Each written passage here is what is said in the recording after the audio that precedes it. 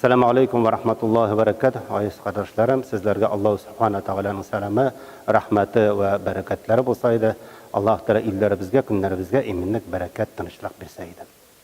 Muhtaram aziz qardoshlarım, sizlar endi ushbu munosabatda ulug' bayramimiz Eid al-Adha Qurbon bayramini erishu bilan Muhtasibat ismidan, inshaalloh Muhtasibat ismidan shaxsan o'z ismidan ixlos bilan tabrik etam.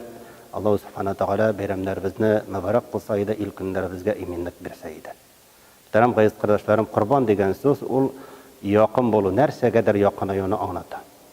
Albatta endi bizning fursatda ul Allohga yoqinayo.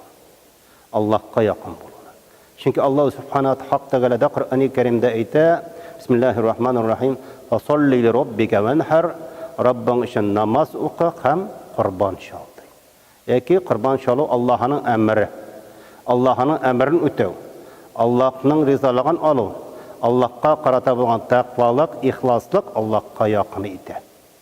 Hamda qurbon sholuning maqsadi da hayvon qonun quyuda, it bo'ldirida ham ashuvda tugildir. Allohga qarata bo'lgan taqvolikda hamda izg'i amalda. Shunga ko'ra Alloh subhanahu taolo deydi Qur'oni Karimda, sizlarning sholg'on qurbonlaringizning itlari da, qonlari da Allohga erishmas, balki erishir sizning taqvolik ham izg'i amallaringiz.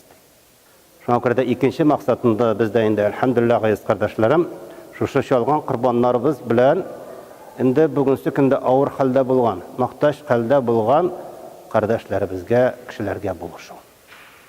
Ular da shu qurbon bayrami kunlarida onların da istələri bulsun, onlar da şadlansınlar, onlar da suyunsunlar deyib, qurban itlərini verəbiz, türlü yarımlarımızı göstərəbiz, sadaqalarımızı verəbiz.